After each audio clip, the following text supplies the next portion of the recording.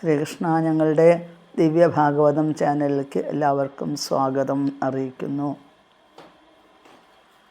ഇന്ന് വിശേഷപ്പെട്ട ദിവസങ്ങളാണ്. കാരണം മാഘമാസത്തിലെ ഏകാദശി ദിവസമാണ്.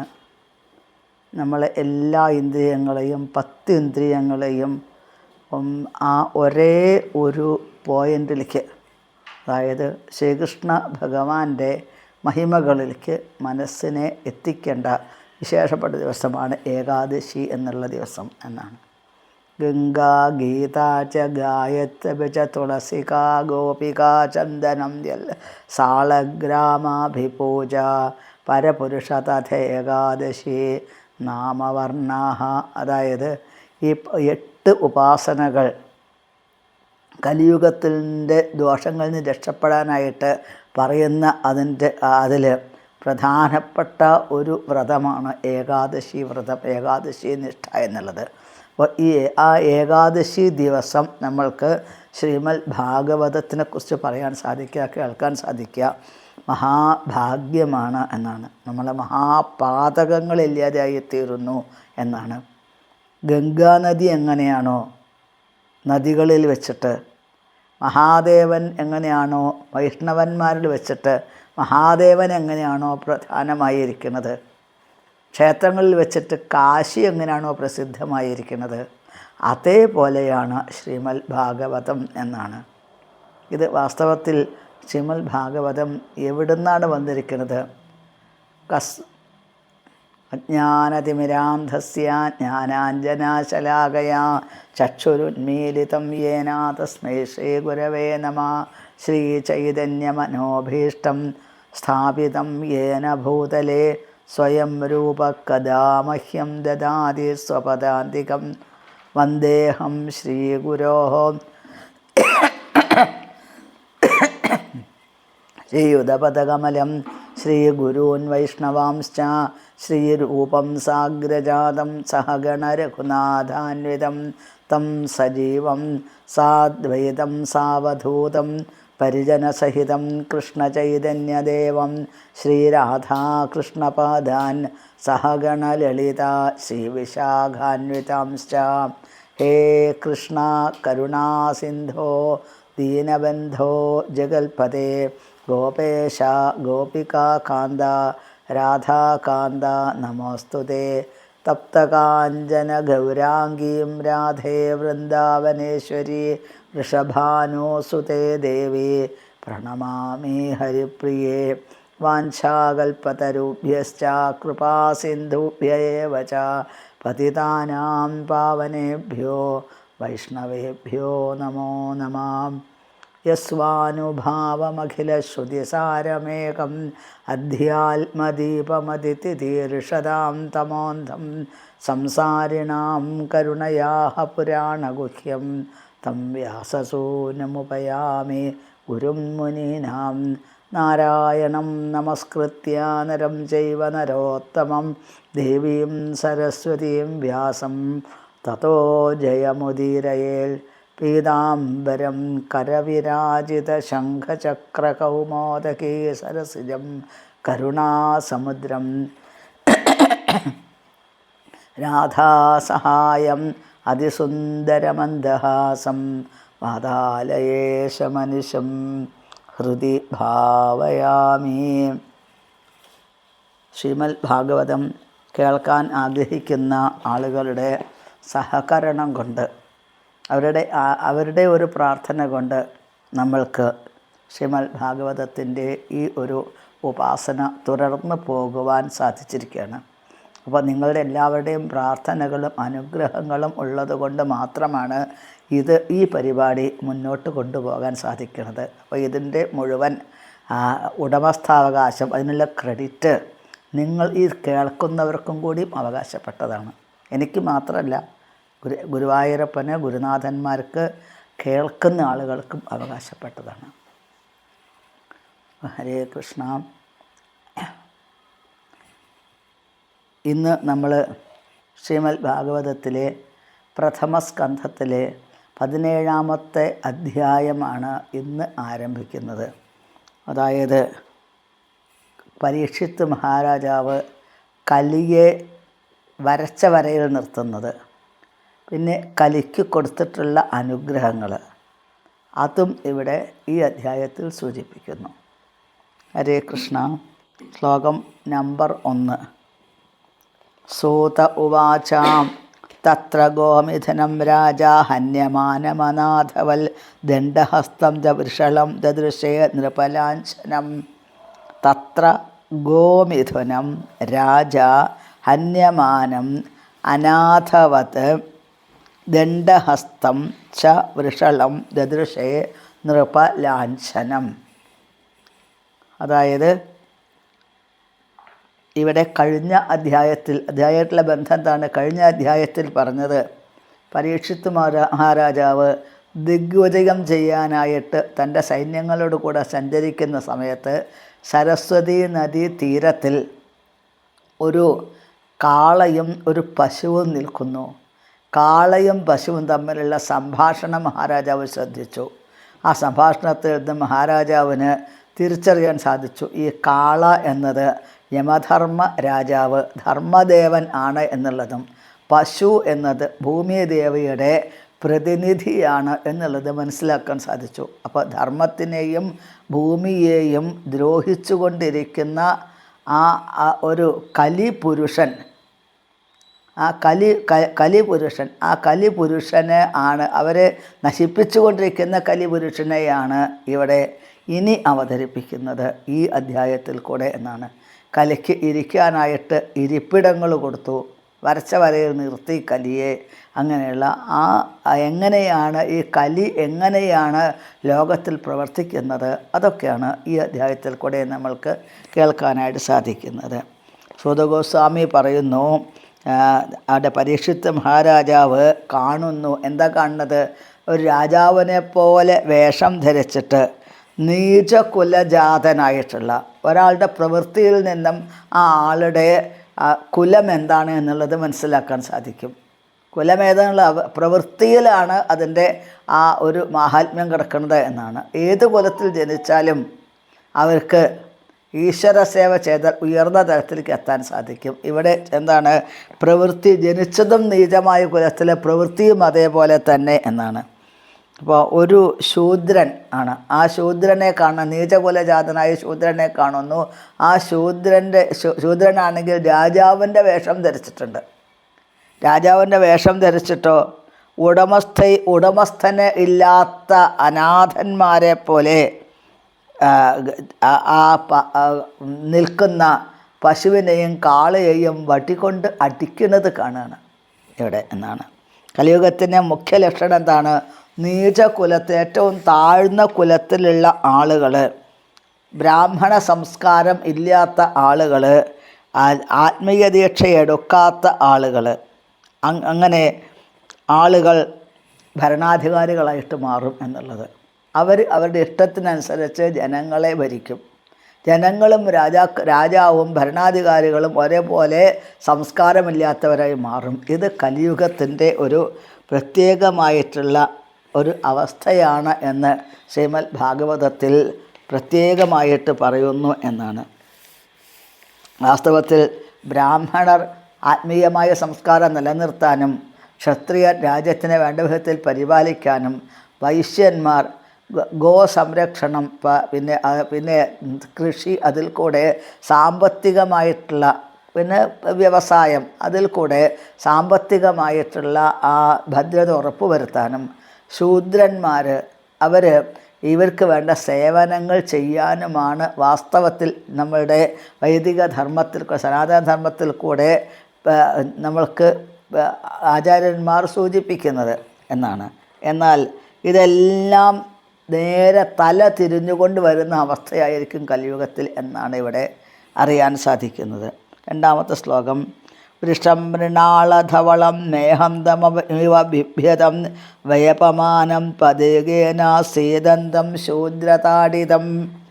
വൃഷം മൃണാളധവളം മേഹന്തം ഇവ ബിഭ്യതം വേപമാനം പദ ഏകേന സീദന്തം ശൂദ്രതാഡിതം. അതായത് ഈ കാള എന്നത് വെളുത്ത വെളുത്ത നിറത്തിൽ, എങ്ങനെ മൃണാളധവളം എന്നാണ് പറയുന്നത്, താമരപ്പൂവിനെ പോലെ വെളുത്ത നിറം എന്നാണ്. എന്താണ് വിളറി വെളുത്തത് എന്നാണ് ഇവിടെ സൂചിപ്പിക്കുന്നത്. ആരോഗ്യമില്ലാത്തത്, ക്ഷീണിച്ചത് എന്നാണ് ഉദ്ദേശിക്കുന്നത്. മേഹന്തം ഇവ വിഭ്യതം, ഇത് ഒറ്റക്കാലിൽ നിന്ന് വിറയ്ക്കുന്നുണ്ട്, എന്നിട്ടോ അത് മലമൂത്രങ്ങൾ വിസർജിച്ചു കൊണ്ടിരിക്കുന്നുണ്ട്.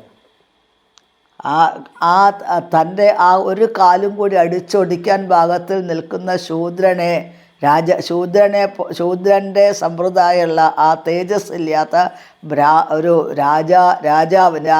രാജാവിൻ്റെ വേഷം ധരിച്ച ആള് പ്രഹരിച്ചു കൊണ്ടിരിക്കുന്നു. അങ്ങനെ ദുഃഖിച്ചുകൊണ്ടിരിക്കുന്നു ഈ കാള എന്നതാണ് ഇവിടെ സൂചിപ്പിക്കുന്നത്. വെളുത്ത താമരപ്പൂ പോലെ പരിശുദ്ധമായ ധവള നിറമാർന്ന ധർമാനുശാസനങ്ങൾ ആ കാലഘട്ടത്തിലെ സംസ്കാരസമ്പന്നരല്ലാത്ത ശൂദ്രന്മാരായ പ്രജകളാൽ ആക്രമിക്കപ്പെടുമെന്ന് കലിയുഗത്തിൻ്റെ മറ്റൊരു ലക്ഷണമാണ്. അതായത് ധർമ്മം എന്ന് പറഞ്ഞാൽ വളരെ ധവളമായതാണ്, വളരെ ശുഭ്രമായതാണ്. അത് കലിയുഗത്തിൽ ആക്രമിക്കപ്പെടും. എന്നിട്ട് ധർമ്മത്തിനെ ധ്വംസിക്കുന്ന ആളുകളായിരിക്കും ഈ കലിയുഗത്തിൽ മിക്കവാറും ഭരണാധികാരികൾ എന്നാണ് പറയുന്നത്.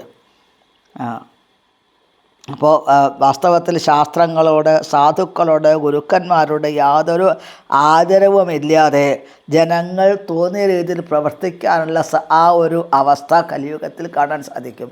അപ്പോൾ നമ്മൾക്ക് ഇവിടെയൊക്കെ നോക്കിയാൽ കാണാൻ സാധിക്കും. അതായത് ഗുരു എന്തിനാ ഗുരു എന്നാണ് ചോദിക്കുക. ഗുരുവിൻ്റെ ആവശ്യമില്ല. ശാസ്ത്രമോ, എന്ത് ശാസ്ത്രം? ഞങ്ങൾ ധാരാളം സയൻസ് പഠിച്ചിട്ടുണ്ട്, പിന്നെ സാമ്പത്തിക ശാസ്ത്രം, എല്ലാ ശാസ്ത്രങ്ങളും പഠിച്ചിട്ടുണ്ട്. പക്ഷേ ഈശ്വരനെക്കുറിച്ചുള്ള ശാസ്ത്രം പഠിച്ചിട്ടുണ്ടോ? അത് എന്ത് ശാസ്ത്രമാണെന്നാണ് അവർ ചോദിക്കുന്നത്.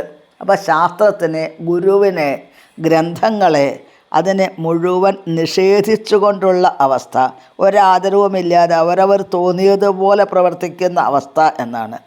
അപ്പോൾ ഒറ്റക്കാലിൽ നിൽക്കുന്ന കാള എന്താ സൂചിപ്പിക്കുന്നത്?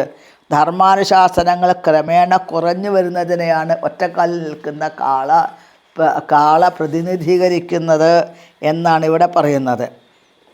ഇപ്പോൾ ഏത് സമയവും നിലം പതിക്കാവുന്ന അവസ്ഥയിലാണ് കാള എന്ന് പറഞ്ഞാൽ ധർമ്മം ഏത് സമയവും നശിച്ചു പോകുന്ന അവസ്ഥയിലാണ് എന്നർത്ഥം. മൂന്നാമത്തെ ശ്ലോകം. ഗാം ജ ധർമ്മദുഃഖാം ദീനാം ഭൃശം ശൂദ്രപദാഹനാം വിവത്സാം അശ്രുവദനാം ക്ഷാമാം യവസമിച്ഛതിം. ഗാം ച ധർമ്മദുഃഖാം ദീനാം ഭൃശം ശൂദ്രപദാഹതാം വിവത്സാം അശ്രുവദനാം ക്ഷാമാം യവസം ഇച്ഛതിം. അതായത് ധർമാനുശാസനങ്ങൾ പകരുവാൻ പശുവിനാൽ സാധ്യമാണ്. എങ്ങനെയത് ധർമാനുശാസനം പശുവിനാൽ സാധ്യമാകുന്നത്?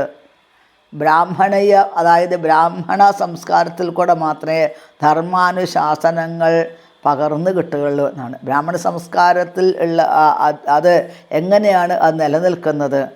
അതായത് അവർ ചെയ്യുന്ന യജ്ഞങ്ങളിൽ കൂടെ, അതായത് മോര്, പാല്, തൈര് മുതലായ സാത്വികമായിട്ടുള്ള ആഹാരങ്ങളാണ്. സാത്വികമായിട്ടുള്ള ഈ അതിന് വേണ്ടിയിട്ട് യജ്ഞങ്ങൾ ചെയ്യേണ്ടതായിട്ടുണ്ട്. യജ്ഞങ്ങൾക്ക് ഉപയോഗിക്കേണ്ടത് നെയ്യ് മുതലായിട്ടുള്ള വസ്തുക്കളാണ്. നിവേദ്യങ്ങൾ സമർപ്പിക്കേണ്ടത് പായസം മുതലായിട്ടുള്ള നിവേദ്യങ്ങളാണ്. ഇതെല്ലാം പശുവിൽ കൂടെ ആണ് എന്നാണ്, പശുവിൽ കൂടെയാണ് പ്രചരിക്കുന്നത്. പശു പ്രയോജനപ്രദമെങ്കിലും ഇപ്പോൾ ആ പശു എങ്ങനെയാണ് നിൽക്കുന്നത്? കുട്ടിയില്ലാത്ത, കന്നുകുട്ടി നഷ്ടപ്പെട്ടു പോയിട്ടുള്ള തള്ളപ്പശുവായിട്ടാണ് നിൽക്കുന്നത് എന്നാണ്. പശുവിന് ഏറ്റവും കൂടുതൽ ആനന്ദം എപ്പോഴാണ്? പശുക്കുട്ടിയുമായിട്ട് ഒന്നിച്ച് ചേർന്ന് നിൽക്കുന്ന സമയത്ത് എന്നാണ്. ഇപ്പോൾ ഇവിടെ നമ്മൾക്ക് കാണാൻ സാധിക്കും, നമ്മളുടെ ഈ അവസ്ഥ, ഈ നാട്ടിൽ ആർക്കും ഒന്നിച്ച് ചേർന്ന് നിൽക്കാൻ കുടുംബത്തിൽ ആർക്കും ഒന്നിച്ച് ചേർന്ന് ജീവിക്കാൻ സാധിക്കുന്നില്ല. അമ്മ അച്ഛനിൽ നിന്നും വേറിട്ട് നിൽക്കുന്ന അവസ്ഥ, ജീവിതത്തിൻ്റെ പല പ്രാരബ്ധങ്ങൾ കാരണം, അതായത് അച്ഛൻ അമ്മയിൽ നിന്നും വേർപെട്ട് നിൽക്കുക, അച്ഛൻ ദൂരെ ജോലിക്ക് പോവുക, അമ്മ ഗൃഹത്തിലുണ്ടാവുക എന്നുള്ളത്. പിന്നെ കുഞ്ഞുങ്ങളെ അവരും അച്ഛനമ്മമാരായിട്ട് ഒന്നിച്ച് ചേർന്ന് ജീവിക്കാൻ സാധിക്കാത്ത അവസ്ഥ. കുഞ്ഞുങ്ങൾ വേറെ താമസിക്കുക, ഹോസ്റ്റലിലൊക്കെ താമസിക്കുക, അച്ഛനമ്മയും വേറെ താമസിക്കുക, അങ്ങനെയുള്ളൊരവസ്ഥ. അപ്പോൾ പശുക്കുട്ടിയെ പിരിഞ്ഞിട്ടുള്ള പശുവിൻ്റെ അവസ്ഥയാണ്, ആ ഒരു ദുഃഖമാണ് എല്ലാവരും അനുഭവിച്ചു കൊണ്ടിരിക്കുന്നത്. എന്നാലും എന്താണ്, സാമ്പത്തികമായുള്ള കാര്യങ്ങൾക്ക് വേണ്ടിയിട്ട് അങ്ങനെ വേറിട്ട് നിൽക്കുന്ന കാഴ്ചയും കാണാൻ സാധിക്കുന്നുണ്ട് എന്നാണ്. സർവ്വ കുഴപ്പങ്ങൾക്കും കാരണം എന്താണ്? പാപകർമ്മങ്ങളാണ് എന്നാണ്. കാരണം പശു എങ്ങനെയാണ് കരഞ്ഞുകൊണ്ടാണ് നിൽക്കുന്നത്? കാരണം പശുവിൻ്റെ കുഞ്ഞില്ല അടുത്ത്, അതുകൊണ്ട് കരഞ്ഞുകൊണ്ടാണ് നിൽക്കുന്നത്. അങ്ങനെ കരഞ്ഞുകൊണ്ട് നിൽക്കുന്ന പശുവിൽ നിന്നാണ് പാല് കറക്കാൻ കൃത്രിമമായിട്ട് യന്ത്രങ്ങൾ ഉപയോഗിച്ചുകൊണ്ട് ആളുകൾ ശ്രമിക്കുന്നത്. അപ്പോൾ പശുവിന് സന്തോഷം ഉണ്ടാവുമോ? പശുവിൻ്റെ ദുഃഖം, ആ പ്രശ്നങ്ങൾ അത് മറ്റുള്ള ആളുകൾക്കും പകരും ആ ദുഃഖങ്ങൾ, അത് പാപമായിട്ട് മാറും എന്നാണ് പറയുന്നത്. എല്ലാ കുഴപ്പങ്ങൾക്കും കാരണം എന്താണ്? കൃത്രിമമായി പശുവിനെ കറക്കുക. കറവ് പറ്റിയ സമയത്ത് എന്ത് ചെയ്യും? ആ പശുവിനെ കൊണ്ടുപോയിട്ട് കൊല്ലാനായിട്ട് കൊടുക്കും. അപ്പോഴെന്താണ്? അവരുടെ ആ ദുഃഖം, ആ ദുഃഖം ജനങ്ങളുടെ ദുരിതങ്ങളായിട്ട് മാറുന്നു. അങ്ങനെയാണ് കൂടുതൽ പാപകർമ്മങ്ങൾ ചെയ്യാൻ മൃഗങ്ങളുടെ ദുഃഖം ജനങ്ങൾക്ക് ബാധിച്ച് ആ ജനങ്ങളിൽ പാപകർമ്മങ്ങൾ ചെയ്യാനുള്ള വാസന ഉണ്ടാക്കി തീർക്കുന്നു. അതാണ് എല്ലാ കുഴപ്പങ്ങൾക്കും കാരണം ഇതാണ് എന്നാണ് സൂചിപ്പിക്കുന്നത്. അപ്പോൾ ഭാഗവതത്തിൽ എന്താ വാസ്തവത്തിൽ പറയുന്നത്? മാനവരാശിയുടെ മുഴുവൻ സന്തോഷത്തിനായിട്ട് തത്വങ്ങളെ സ്വീകരിക്കേണ്ടതാണ്, അനുവർത്തിക്കേണ്ടതാണ് എന്ന് ശ്രീമദ് ഭാഗവതം നമ്മളെ പഠിപ്പിക്കുന്നു. 4-ാമത്തെ ശ്ലോകം.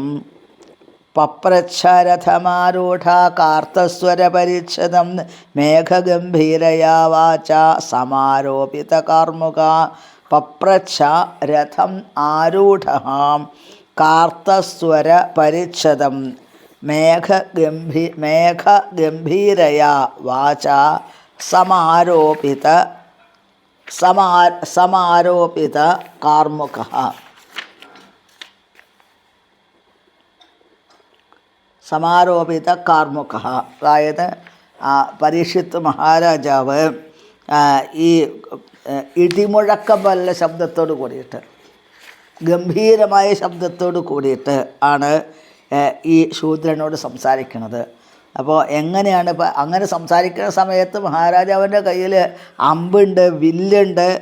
അപ്പോൾ എന്തും വിശേഷപ്പെട്ട രഥത്തിലാണ് ഇരിക്കുന്നത്.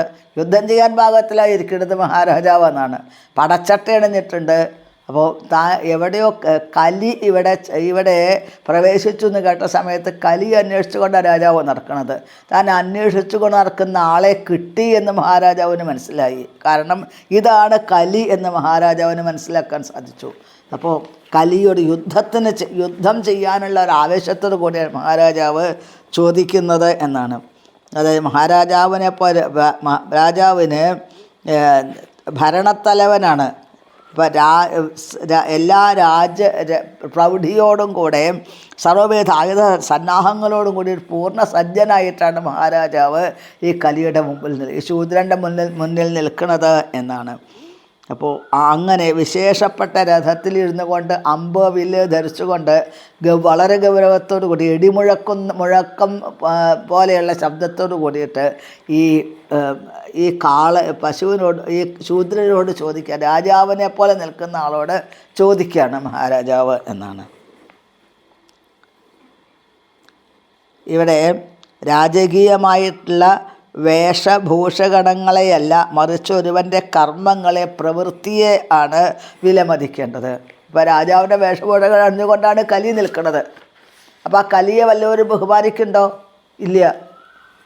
ഇപ്പോൾ രാജാവും വേഷഭൂഷകൾ ഞാൻ നിൽക്കുന്നത്, പരീക്ഷിത്ത് രാജാവ്. എന്നാൽ പരീക്ഷിത്ത് മഹാരാജാവിൻ്റെ പ്രവൃത്തി, കലിയുടെ പ്രവൃത്തി, കലിപുരുഷൻ്റെ പ്രവൃത്തി രണ്ടും വ്യത്യസ്തമാണ്. അപ്പോൾ വേഷഭൂഷാദികളെ അതിനെ ആസ്പദമാക്കിയിട്ടല്ല, പ്രവൃത്തികളെ ആസ്പദമാക്കിയിട്ടാണ് ഒരാളുടെ കർമ്മങ്ങളെ വിലമതിക്കേണ്ടത് എന്ന് ശ്രീല പ്രഭുപാദർ വ്യാഖ്യാനത്തിൽ സൂചിപ്പിക്കുന്നു. 5-ാമത്തെ ശ്ലോകം. കസ്ത്വം മച്ഛരണേ ലോകേ ബലാധ്യംസ്യ ബലാൻ ബലി നരദേവോസ്യ വേഷേണ നടവൽ കർമ്മണ ദ്വിജാം. കസ്ത്വം കഹ ത്വം മത്സരണേ ലോകേ ലോകേ ബലാത് ഹംസി അബലാൻ ബലി നരദേവ അസി വേഷേണ നടവത് കർമ്മണ അദ്വിജ. അദ്വിജൻ എന്ന് പറഞ്ഞാൽ എന്താണ്? ബ്രാഹ്മണ സംസ്കാരം ഇല്ലാത്ത ആളാണ് അദ്വിജൻ എന്ന് പറയുന്നത് എന്നാണ്. അപ്പോൾ നീ ആരാണ്? നീ വളരെ ബലവാനായിട്ട് കാണപ്പെടുന്നു എന്നെ. പിന്നെ എന്താണ്? നീ എന്നിട്ടും എൻ്റെ സംരക്ഷണത്തിൽ കഴിയുന്ന നിസ്സഹായരായിട്ടുള്ള ആളുകളെ വധിക്കാനുള്ള സാഹസം നീ കാട്ടുന്നു. അതുകൊണ്ട് നീ നരദേവനെ രാജാവിനെ പോലെയാണ് വേഷം ധരിച്ചിരിക്കുന്നത് എന്നുണ്ടെങ്കിലും നിൻ്റെ പ്രവൃത്തി ഒരിക്കലും ക്ഷത്രിയന്മാർക്ക് യോജിച്ചതല്ല എന്നാണ്. രാജാവിനെ പോലെ വേഷം ധരിച്ചു, പക്ഷേ പ്രവൃത്തി എന്താണ്? സജ്ജനദ്രോഹമാണ് നീ ചെയ്തുകൊണ്ടിരിക്കുന്നത് എന്നാണ്. ബ്രാഹ്മണരെയും 3 വിഭാഗത്തിൽപ്പെട്ടവരെ ദ്വിജൻ എന്ന് പറയുക. ബ്രാഹ്മണൻ, ക്ഷത്രിയർ, വൈശ്യൻ. കാരണം ഇവർക്ക് ഷോഡശ സംസ്കാരങ്ങളുണ്ട് എന്നാണ്. അതുകൊണ്ട് അവരെ ദ്വിജൻ എന്ന് പറയാറുണ്ട് എന്നാണ്. എന്താണ് വാസ്തവത്തിൽ ദ്വിജൻ എന്ന് പറയാൻ? എന്താണ്? മാതൃപിതൃബന്ധത്തിലൂടെയുള്ള ആദ്യ ജന്മം. പിന്നെ ഉത്തമ വിശ്വാസയോഗ്യനായിട്ടുള്ള ആചാര്യനിൽ നിന്നും ദീക്ഷ സ്വീകരിക്കുന്നവരുടെ 2ാം ജന്മം എന്നാണ്. ഇപ്പോൾ ബ്രാഹ്മണരെയൊക്കെ സംബന്ധിച്ച് അച്ഛനമാരുടെ കൂടെ ജനനം, പിന്നീട് ഉപനയനം എന്നുള്ള കർമ്മത്തിൽ കൂടെ അച്ഛൻ തന്നെ ആചാര്യനായിട്ട് മാറുന്ന കാഴ്ച. അതാണ് ഞങ്ങളുടെ ബ്രാഹ്മണ സമ്പ്രദായത്തിൽ അതാണ് കാണാൻ സാധിക്കും. അച്ഛൻ തന്നെ ഗായത്രി ദീക്ഷ കൊടുക്കുക, എന്നിട്ട് ആ മന്ത്രങ്ങൾ ഉപദേശങ്ങൾ കൊടുക്കുക, കർമ്മങ്ങൾ പരിശീലിപ്പിക്കുക കുഞ്ഞിനെ.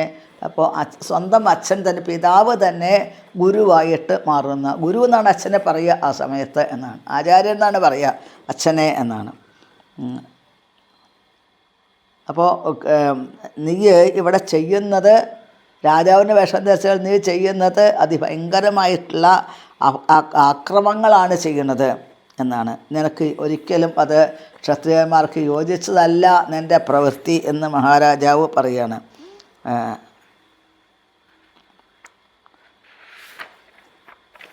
6ാമത്തെ ശ്ലോകം.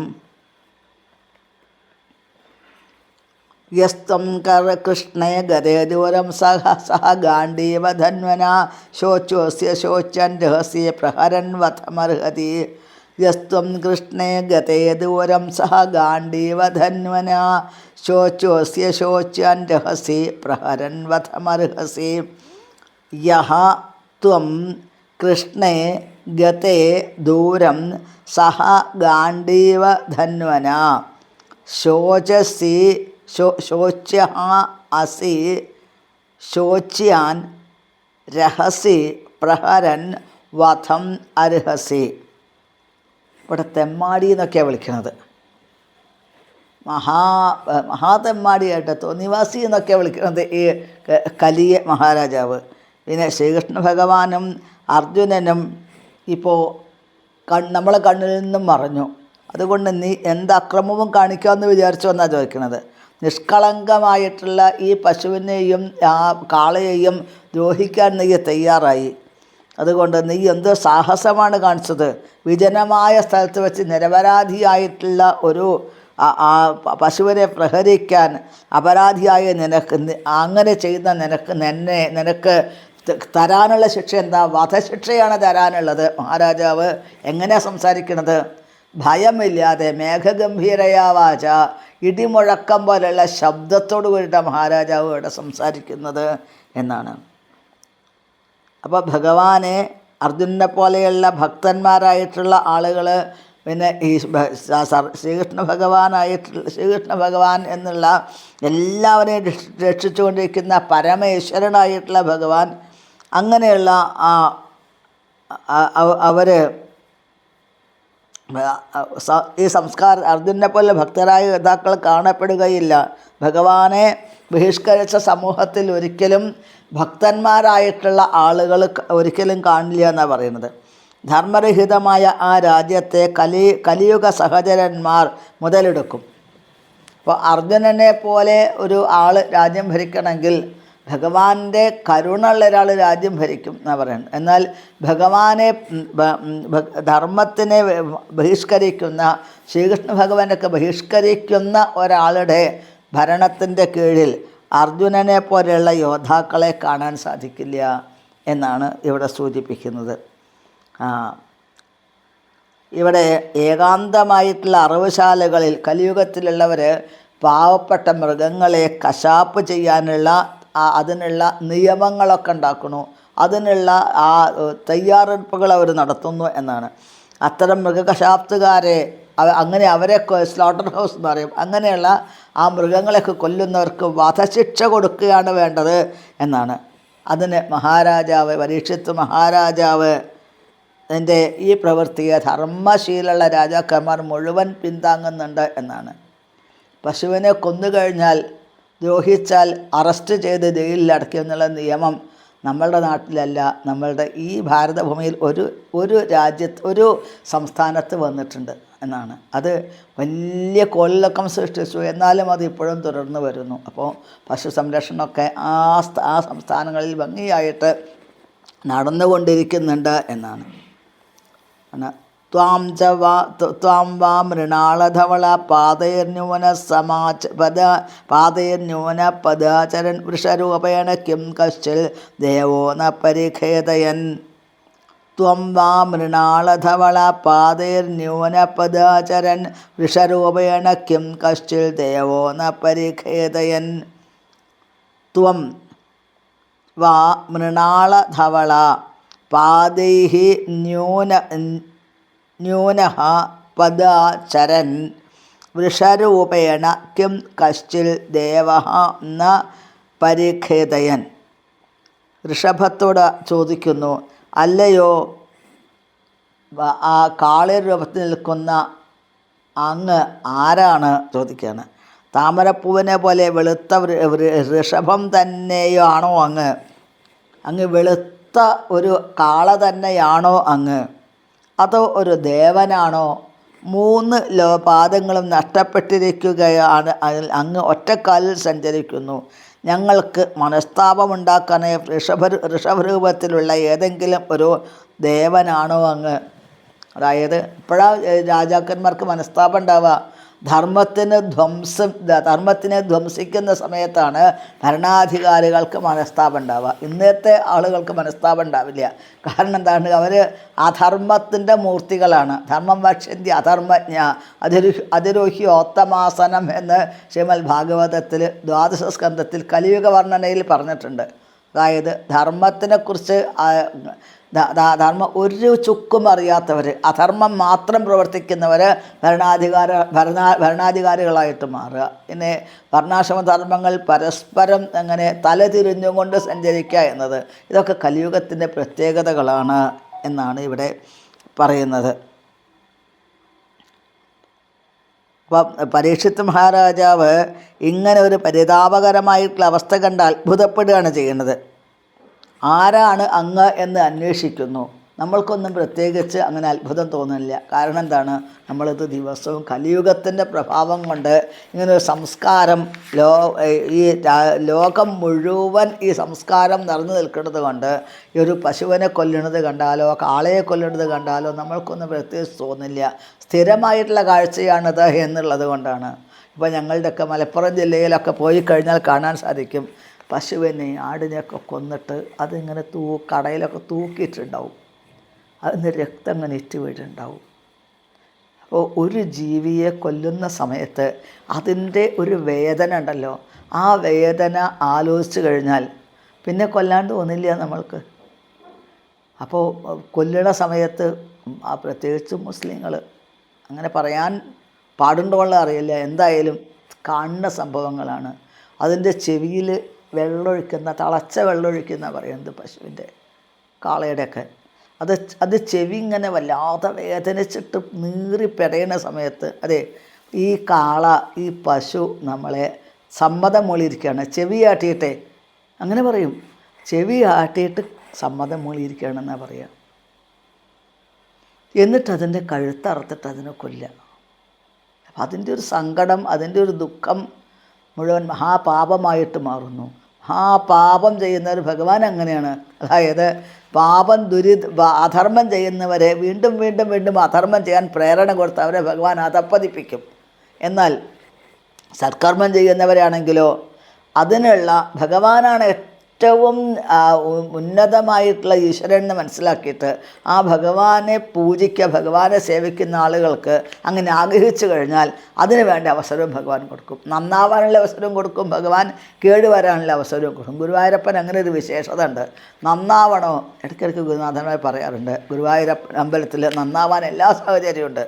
കാരണം ശ്രീമദ് ഭാഗവത സപ്താഹങ്ങൾ നടക്കാറുണ്ട്, ഭാഗവതം ധാരാളം അറിയുന്ന ആളുകളുണ്ട്, തിരുനാമജപം നടക്കുന്ന സ്ഥലങ്ങളുണ്ട്, പിന്നെ ഭഗവാന്റെ ദിവ്യമായിട്ടുള്ള ദർശനം കിട്ടും. എന്നാൽ ഇത് നേരെ വിപരീതമായിട്ട് ക്ഷേത്രത്തിൽ ഇരുന്നു കൊണ്ട് എത്ര നേരം വേണമെങ്കിലും സംസാരിക്കാം, അങ്ങനെ കാണാറുണ്ട്. അതായത് അമ്പലത്തിൻ്റെ ഉള്ളിൽ തന്നെ നിന്നുകൊണ്ടൊക്കെ സംസാരിക്കുന്ന ആളുകൾ. സാധാരണ ക്ഷേത്രങ്ങളിൽ സാധാരണ നമ്മൾ ചെയ്യുന്ന ആ ഒരു സ്ഥലത്ത് ഇരുന്നുകൊണ്ട് നമ്മൾ ഭഗവാനെക്കുറിച്ച് ജപിക്കുന്നു എന്ന് വിചാരിക്കുക, നാമം ജപിക്കുന്നു എന്ന് വിചാരിക്കുക, അതിന് പുണ്യമുണ്ട്. എന്നാൽ ക്ഷേത്രങ്ങളിൽ വെച്ചിട്ട് ചെയ്യുന്ന സമയത്ത് സഹസ്രാദി ഫലോദയ, ഗൃഹത്തിൽ വെച്ച് ചെയ്യുന്നതിന് 1000 ഇരട്ടി ഫലം ക്ഷേത്രത്തിൽ സേവ ചെയ്യുന്ന സമയത്തുണ്ട് എന്നാണ് പറയുന്നത്. അതേപോലെ തന്നെ നമ്മൾ അറിയാതെ വീട്ടിൽ വെച്ച് എന്തെങ്കിലും ഒരു തെറ്റ് ചെയ്തു എന്ന് വിചാരിക്കുക, ആ തെറ്റ് നേരെ ക്ഷേത്രത്തിൽ വെച്ചിട്ടാണ് ചെയ്യണതെങ്കിലോ നമ്മൾ ഗൃഹത്തിൽ നിന്ന് ചെയ്യുന്നതിൻ്റെ 1000 ഇരട്ടി ദോഷം, പാപം അതുകൊണ്ട് വന്നു ചേരും എന്നാണ്. അപ്പോൾ ഇത് കാണുന്നവരും കേൾക്കുന്നവരും മുഴുവൻ പ്രത്യേകം ശ്രദ്ധിക്കുക. ഗുരുവായൂരപ്പൻ ശ്രീലകത്തിരുന്നു കൊണ്ട് ഓരോരുത്തരെയും നിരീക്ഷിച്ചു കൊണ്ടിരിക്കുന്നുണ്ട്. ഇവൻ്റെ ഉള്ളിൽ എന്താണ്, ഇവൻ എന്ത് പറയുന്നു, എന്ത് പ്രവർത്തിക്കുന്നു, അവൻ എങ്ങനെ ക്ഷേത്രത്തിൽ വന്നിട്ട് അവൻ എങ്ങനെയാണ് അവൻ വിചാരിക്കുന്നത്, എന്നെ സ്മരിക്കുന്നുണ്ടോ, ഇതെല്ലാം ഭഗവാൻ അറിയുന്നുണ്ട്. അപ്പോൾ അതിനനുസരിച്ചുള്ള റിസൾട്ട് കിട്ടാതിരിക്കില്ല. അപ്പോൾ നമ്മൾ ക്ഷേത്രത്തിൽ വെച്ച് ക്ഷേത്രത്തിലെങ്കിലും നമ്മൾ ഭഗവാനോടുള്ള ആ ഒരു ഭയഭക്തി ബഹുമാനങ്ങളോടുകൂടെ ഭക്തിയോടുകൂടെ നമ്മൾ സേവിക്കാൻ സാധിക്കുമെങ്കിൽ തീർച്ചയായിട്ടും രക്ഷപ്പെടാതിരിക്കില്ല. ഇവിടെ പരീക്ഷിത്ത് രാജാവ് പറയുന്നു, ന ജാതു കൗരവേന്ദ്രാണാം ദോർദണ്ഡ പരിരംഭിതേ ഭൂതലേന പദം ദസ്ലിൻ വിനാഥേ പ്രാണിനാം ശുചാം. അതായത് ന ജാതു കൗരവേന്ദ്രാണാം ദോർദണ്ഡ പരിരംഭിതേ ഭൂതലേ അനുപതന്തി അസ്മിൻ വിനാഥേ പ്രാണിനാം ശുചഃ. അതായത് കുരുവംശ രാജാക്കന്മാർ കരുത്തുറ്റ രാജാക്കന്മാരായിരുന്നു, ധർമ്മശീലന്മാരായിരുന്നു അവർ എന്നാണ്. അവിടെ ഒരാളും അവിടെ ദുഃഖിച്ചിരുന്നില്ല എന്നാണ്. ഇപ്പോൾ ഇവിടെ ദുഃഖത്തിൻ്റെതായ അശ്രുകണ്ണങ്ങൾ താങ്കളുടെ നയനങ്ങളിൽ കാണുന്നത് ആദ്യമായിട്ടാണ്. പരീക്ഷിത്ത് മഹാരാജാവ് ഒരു പശുവും കാളയും കരയേണ്ടത് കാണുന്നത് ആദ്യമായിട്ടാണ് എന്നാണ്. നമ്മളാണെങ്കിൽ നിരന്തരത കണ്ടുകൊണ്ടിരിക്കുകയാണ്. ഇവർ കരയണത്, അവർ ജീവന് വേണ്ടി പിടയ്ക്കുന്നത്. പരീക്ഷിത്ത് മഹാരാജാവ് വളരെ ധാർമ്മികനായ രാജാവായിരുന്നു. അതുമാത്രമല്ല, പരീക്ഷിത്ത് മഹാരാജാവിൻ്റെ രാജ്യത്തിൽ മുഴുവൻ ആളുകൾ ധാർമ്മികരായിരുന്നു. അതുകൊണ്ട് രാജ്യത്തിൽ വരുന്ന നേരിയ ചലനം പോലും, ധർമ്മത്തിൻ്റെ ശ്രുതി പോലും രാജാവിന് നേരിട്ട് മനസ്സിലാക്കാൻ സാധിച്ചിരുന്നു. അപ്പോൾ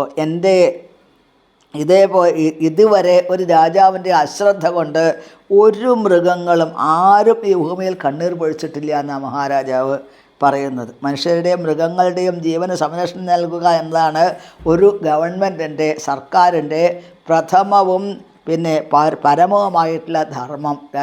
ഭരണാധികാരിയുടെ ധർമ്മം എന്താണ്? അവരെ ആശ്രയിച്ച് ജീവിക്കുന്നവർക്കൊക്കെ അവർക്ക് മുഴുവൻ സംരക്ഷണം കൊടുക്കുക എന്നുള്ളത്.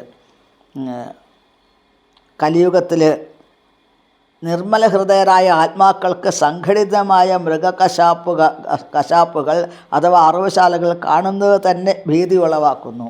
നമ്മൾക്കൊക്കെ ആ ഒരു മൃഗത്തിനെ കൊല്ലണത് കാണുമ്പോൾ, അറവുശാല കാണുമ്പോഴേ നമുക്ക് ഭയം തോന്നുന്നു എന്നാണ്. കാളയുടെ നേത്രങ്ങളിലെ അശ്രുക്കൾ ഹേതുവായി അനുതപിച്ചുകൊണ്ടിരിക്കുന്ന പരീക്ഷിത്ത് മഹാരാജാവിൻ്റെ തൻ്റെ സാമ്രാജ്യത്തെ അത്തരമൊരു അഭൂതപൂർവമായ സംഭവം ദർശിച്ച് അത്ഭുതപരതന്ത്രനായിട്ട് മാറി എന്നതാണ്.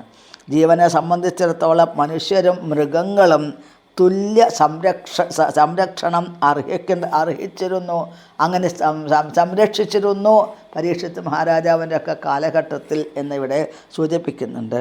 നമ്മളുടെ ഈ രാജ്യത്തിൻ്റെ ആ സാത്വികമായിട്ടുള്ള ഭാവമാണ്. നമ്മളെ സംസ്കാരം, സനാതന സംസ്കാരമാണ് ഇത് എന്ന് കൂടി സൂചിപ്പിക്കുന്നു. ഇന്ന് ഭഗവാന്റെ കരുണ കൊണ്ട് ഇത്രയും ഭാഗം നമ്മൾക്ക് പറയാൻ സാധിച്ചിരിക്കുകയാണ്. ഇന്ന് ഇതിൻ്റെ എല്ലാ വിധത്തിലുള്ള ക്രെഡിറ്റും അതിന് ഉടമസ്ഥാവകാശങ്ങളും ഇത് കേൾക്കുന്നവർക്കും അതേപോലെ തന്നെ ഇതിനു വേണ്ടി പ്രേരിപ്പിച്ചിട്ടുള്ള എൻ്റെ ഗുരുനാഥന്മാർക്കും ഗുരുവായൂരപ്പനുമായിട്ട് സമർപ്പിക്കുന്നു. നമോ ബ്രഹ്മണ്യദേവായ ഗോബ്രാഹ്മണഹിതായ ച ജഗദ്ധിതായ കൃഷ്ണായ ഗോവിന്ദായ നമോ നമഃ.